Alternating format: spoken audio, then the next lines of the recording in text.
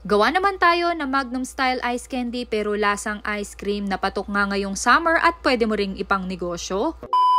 For today's vlog ay niready ko na nga itong ating mga gagamitin para nga sa ating gagawing ice candy. Dumaan nga lang din ito sa aking FYP at habang pinapanood ko nga sabi ko mukhang masarap kaya gagayahin ko na rin. Meron nga tayo ditong dalawang klase ng chocolate, evaporada, Nestle cream at kondensada. Maglalagay rin pala ako ng mixed nuts mamaya at syempre itong ating plastic ng ice candy na merong 1.5 by 10 size. By the way, bago nga tayo mag-start, kailangan ay chilled nga pala overnight itong inyong Nestle cream pati na nga rin ng kondensada. Next step ay isa-isa na nga nating ilalagay ang mga ingredients dito nga sa ating bowl. Pagsasama-samahin lang natin itong tatlong ingredients at pagkatapos ay pwede na natin yung imekos-mekos. Para sa paghahalo nito gagamit lang din ako ng whisk pero kung meron kayong hand mixer mas maganda. Bukod kasi sa mas mapapadali ang inyong gawain mas mabilis nga mado-double size itong ating mixture. Para nga pala sa ating chocolate, goya muna nga itong aking gagamitin at meron nga tayo ditong milk chocolate pati na nga rin ng dark chocolate. Hihiwain nga lang din natin sila ng ganito kaliliit at pagkatapos ay pwede na natin silang ilagay dito sa loob ng plastic ng ice candy. Uulitin lang natin ang procedure hanggang lahat ng plastic ng ice candy ay malagyan natin ng chocolate. Nakapag-prepare na nga rin pala ako ng mainit na tubig na ilalagay natin dito mamaya at eto na nga yung mga plastic na nalagyan ko na nga ng chocolate. Inilagay ko na nga muna siya dito sa may bowl para nga lagyan natin ng mainit na tubig. Tutunawin kasi natin yung mga chocolate na nasa loob ng plastic para mamaya mas madali nga silang ma-spread. Kapag okay na nga at malambot na ang ating chocolate kuha lang din tayo ng kutsara at ganito lang din ang gawin para mas mabilis nga nating maikalat yung chocolate. Uulitin lang din natin ang procedure at kayo na nga pala ang bahala kung gaano yung kahaba gusto ang inyong mga ice candy. As you can see meron ako dyang mark na nilagay para nga lahat sila pantay-pantay. By the way, sa mga gusto nga palang magnegosyo ng ganitong klase ng ice candy mas mainam po yung bibili yung ingredients yung mas mura. Dahil pang sa amin lang din naman itong aking ginagawa kaya yung ibang ingredients dito medyo may kamahalan. May nabibili na kasi ngayon na bar ng chocolate na mas mura at pang negosyo talaga. Natapos ko na i-spread ang mga chocolate kaya proceed na tayo sa next step at eto naman ang ating mixture. Inilagay ko nga pala ang ating mixture dito sa ating plastic bottle para nga mas mabilis ako makapagsalin dito sa plastic ng ice candy. At dahil mahilig nga ako sa nuts kaya naisipan ko nga rin itong lagyan ng mixed nuts. Pero syempre depende pa rin yan sa inyo kung ano yung gusto nyo. Lalagyan ko na nga rin lahat ng plastic pero may natira pa rin ditong mixture kaya ang sabi ko gagawa na nga lang din ako ng cookies and cream flavor para nga hindi rin sayang. Nakatapos na nga rin ako at nakagawa nga ako ng 10 milk chocolate, 10 dark chocolate at 5 cookies and cream. Kaya overall meron akong nagawang 25